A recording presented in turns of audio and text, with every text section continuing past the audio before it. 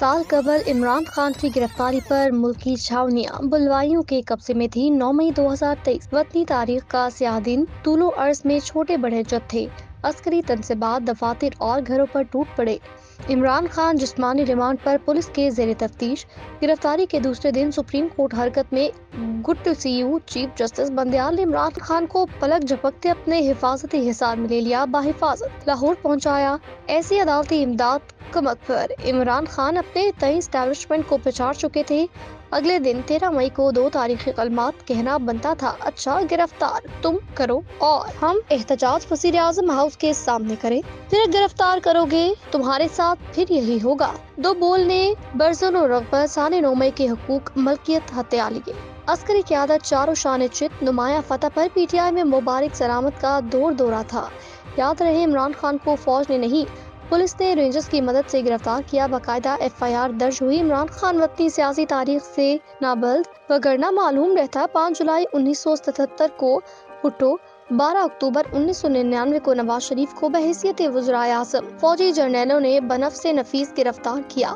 ہر دو موقعوں پر نصرت بھٹو، بے نظیر بھٹو، کلثوم نواز نے بھرپور ریلیاں، جلسے جلوس نکالے۔ چھاونیوں، فوجی دفاتر یا جرنیلوں کے گھر پر کسی نے چڑھائی کا سوچا اور نہ ہی اپنے ماننے والوں کو شہیدی۔ اقتدار سے علیحدگی کا ماحول عمران خان کی سوچ کا توازن بگاڑ چکا ہے۔ بلا شبہ جس ترکیب سے اقتدار ملا اسی ترکیب سے نکال دیا گیا۔ عمران خان اور شہباز شریف کو وزرائے اعظم بنانے میں جنرل باجوہ کی پیشہ ورانہ مہارت کام آئی۔ ایک ہی قسم کا نسخہ کیمیا دونوں کے لیے استعمال کیا۔ عمران خان کی ناسمجھی فوج کے ساتھ اپنے عشق کو حقیقی سمجھ بیٹھے۔ جنرل باجوہ کا بغل بچہ ہونے پر اعتراض تھے، جنرل باجوہ کو باس کہہ کر پکارتے۔ جنرل باجوہ اور جنرل فیض کے ریاست پاکستان کے خلاف 6 سالہ جرائم میں 5 سال 5 ماہ عمران خان برابر شریک جرم رہا۔ اقتدار ہاتھ سے جاتے دیکھا تو فرسٹریشن میں جنرل باجوہ کو نشانے پر لے لیا۔ 27 مارچ 2022 کا جلسہ داغ مفارقت کا رسمی اعلان تھا۔ جب مراسلہ لہرایا، جنرل باجوہ کو للکارا تو سیاسی زندگی میں پہلی دفعہ غیر معمولی پذیرائی ملی۔ بہک گئے۔ تب سے اسٹیبلشمنٹ مخالف بیانیاں اوڑھنا بچھونا کی تالیاں بج رہی ہیں۔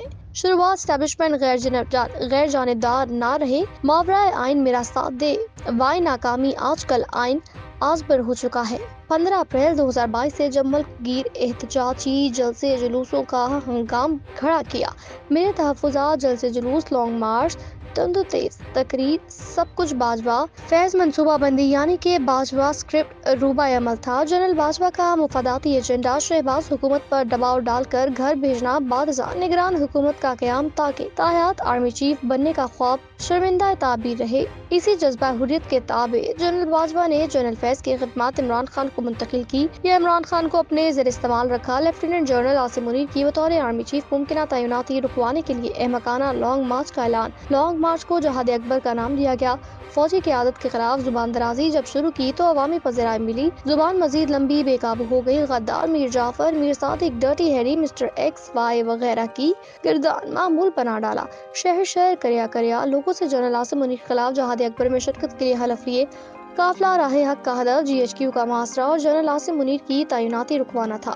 توخلا پن، کھلے عام زبان درازی، بند کمروں میں جنرل باجوہ اور جنرل عاصم سے ملاقات کی تڑپ، معاذ سرنگوں رہنے کے وعدے ایک علیحدہ موضوع ہے۔ عمران خان کا راسخ عقیدہ مقام خواجگی بمطابق آئین نہیں بذریعہ آرمی چیف چاہیے تھا۔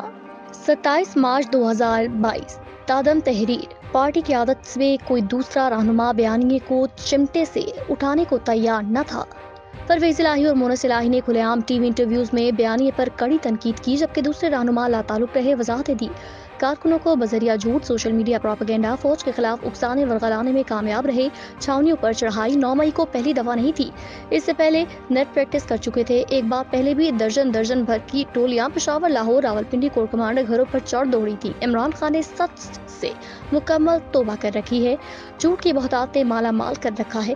یو ٹرن خصلت سے صرف نظر ثانیہ 9 مئی کا کریڈٹ انصافیوں سے چھیننا صریحاً زیادتی۔ 2 دن پہلے D G I S P R کی غیر معمولی پریس کانفرنس بھونچال لے آئی۔ چند مہینوں سے فوج مخالف جاری جھوٹے پروپیگنڈا اور سوشل میڈیا غلیظ مہم پر میجر جنرل شریف نے سخت ترین وارننگ دی۔ تحریک انصاف کا ثانیہ 9 مئی کو تحریک انصاف کے خلاف سازش بتانا، واقعے پر عمران خان کا جوڈیشل کمیشن مطالبہ محض دھوکہ ہے۔ अजरा तफन्नन इमरान खान टोला। सानिया 9 मई को इमरान खान के खिलाफ एक साजिश समझौता है जिसके जरिए इमरान खान और लवाहिकीन को साजिश करके पीटीआई के खिलाफ इस्तेमाल किया गया, यानी साजिश के जरिए पीटीआई से साजिश करवाई और जोक दर जोक इंतशारी टोलियां छावनियों पर हमलावर हुई। मेजर जनरल शरीफ ने जुडिशल कमीशन मुतालिबे पर लब्बैक कहा, दायरा कार वसी करने का मुतालबा किया। इमरान खान ने बगैर सोचे समझे हाँ में हाँ मिलाई, साथ ही 2024 इलेक्शन पर जुडिशल कमीशन मांग लिया। मौसूफ भूल गए कि चीफ जस्टिस नासिरुल मलिक की सरबराही में कमीशन पहले ही ब्लफ कॉल कर चुका है।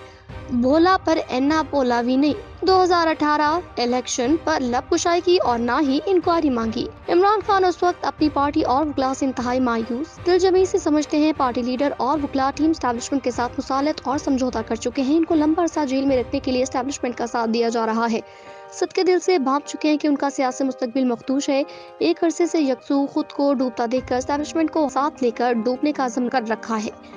रियासत पाकिस्तान के मफादात आड़े हाथों लेना, अफरा-तफरी अनारकी को हवा देना, मशयत सिफारतकारी पर वार करना, रियासत को हल्कान करना मिशन बना रखा है। खाम ख्याली के रियासत नडाल होगी तो एस्टैब्लिशमेंट बदहाल हुई। कौम से माफी मांगने के मुतालबे पर इमरान खान उल्टा चोर को तुआल को डांटे। रियासत के खिलाफ अपने जराइम पर ऐसा इत्मीनान रियासत को माफी मांगने पर मजबूर कर रहे हैं कि काश इमरान खान अपनी गलतियों का एतराफ करते, रियासत और कौम से माफी मांगते, अपने लिए और मुमलिकत के लिए रास्ता निकाल पाते। गलती की माफी ना मांगना कोई फख्र की बात नहीं, एक शैतानी खसलत है।